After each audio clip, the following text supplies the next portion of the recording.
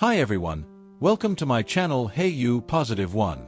If you're someone who loves hearing about real struggles, unstoppable ambition, and the kind of journey that turns pain into power, you're in the right place. Please like this video, and don't forget to subscribe to support more powerful and inspiring stories like this one. Today, we dive into the story of one of the most iconic artists of our time, a girl who turned rejection into chart-topping success, heartbreak into poetry, and criticism into evolution. This is the incredible journey of Taylor Swift, a name that doesn't just represent fame, but resilience. Taylor Swift was born on December 13, 1989, in Reading, Pennsylvania. Raised on a Christmas tree farm, Taylor's early years were anything but glamorous, but filled with imagination. She grew up surrounded by stories, animals, and music. From a young age, she was obsessed with storytelling. Whether it was writing poems or short stories, she was always creating.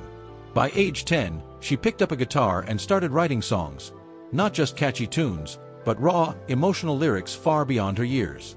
But not everyone believed in her dream. When she began performing at local fairs and contests, people thought she was just another kid chasing a hobby. But Taylor knew she was chasing more than applause. She was chasing meaning. At 13, Taylor convinced her family to travel to Nashville, the heart of country music, to hand-deliver demo tapes to record labels. Most doors slammed shut. But Taylor didn't break down. She got better, wrote more, practiced harder. Her persistence paid off when she became the youngest songwriter ever signed by Sony/ATV Music Publishing. She was still a teenager, writing hits for others while preparing to make her own mark. Eventually, Big Machine Records saw her potential. At just 16, she released her debut album, Taylor Swift. The world was introduced to her through songs like Tim McGraw, Teardrops on My Guitar, and Our Song. They weren't just songs, they were journal entries with a melody. Her second album, Fearless, launched her into superstardom. With smash hits like Love Story and You Belong With Me, Taylor became a household name. She had a unique ability to make every teenager feel like she understood them, because she did. At the 2010 Grammy Awards, she won 4 awards, including Album of the Year, making her the youngest ever to do so at the time. But with fame came new challenges. Media scrutiny, tabloid gossip, public pressure. Some critics claimed she was too emotional, too dramatic. But Taylor didn't apologize for feeling deeply. She turned it into her art. In 2009, during the MTV Video Music Awards, Taylor was accepting her award when Kanye West jumped on stage, interrupting her speech and saying Beyoncé deserved the win instead. That single moment became one of the most infamous in pop culture history. At just 19, she stood there stunned. The incident left a mark, not just on her public image, but on her personally. Yet she handled it with grace. She didn't retaliate. She focused on her music and kept moving forward, an early lesson in handling public embarrassment with dignity.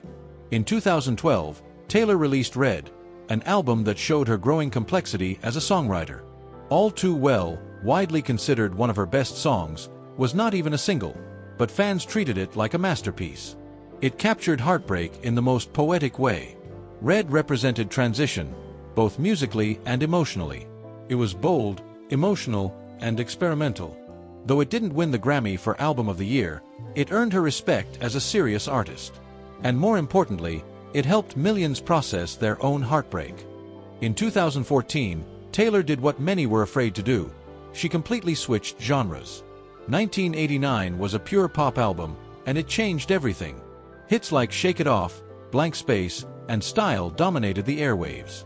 The risk paid off. She won Album of the Year again at the Grammys. More than the awards, 1989 proved that she wasn't just a country star or a teen sensation. She was a powerhouse capable of evolving. She wasn't afraid to let go of her past image. And in doing so, she gained something far more powerful: creative freedom. Then came one of the darkest phases in her career. The ongoing feud with Kanye West and Kim Kardashian reached a boiling point. A phone call was leaked, the internet turned on her, and she was branded a snake. The hate was overwhelming, so she disappeared from the spotlight for over a year. Many thought she was done. But in 2017, she returned with Reputation and flipped the script. She used the snake imagery in her music videos, on tour, and in her branding. She took the insult and wore it like armor. "Look What You Made Me Do" became an anthem of reclaiming identity. After the storm, Lover brought back a softer, more open-hearted Taylor. Songs like Lover, The Archer, and Soon You'll Get Better showed deep vulnerability. She also began using her platform to speak out politically, encouraging voter registration, supporting LGBTQ+ rights, and calling out inequality. It was the beginning of Taylor not just as an artist, but as an activist. In 2020, during the pandemic, Taylor surprised the world with Folklore, a quiet, reflective, indie album. It showed a new side of her, poetic, introspective, and almost dreamlike. She followed it quickly with Evermore, cementing a creative era that critics and fans alike praised deeply. Folklore won her a third Album of the Year Grammy, making her the first female artist in history to win it 3 times. In 2019, Taylor's old label sold the rights to her first 6 albums without her consent. It was a heartbreaking betrayal. But instead of lashing out, she made history by re-recording all her old albums under the tag Taylor's Version. This move was revolutionary. It empowered artists to own their work, and fans showed up in full support. Albums like Fearless, Taylor's Version, and Red, Taylor's Version, broke records and revived old classics. It wasn't just about music. It was about ownership, voice, and principle. In 2023, Taylor launched the Eras Tour, a spectacular journey through all her musical eras. It became the highest-grossing tour of all time, earning over $1.5 billion. The concert film based on the tour also shattered box office records. This wasn't just music, it was history being made. Millions attended. Millions more watched online. Every song was a memory. Every costume, a story. As of now, Taylor Swift is one of the most successful and influential artists of all time.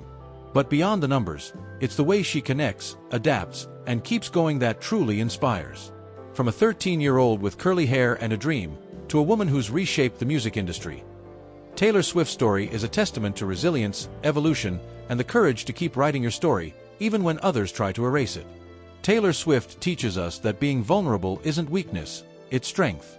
That reinvention doesn't mean you failed, it means you're growing.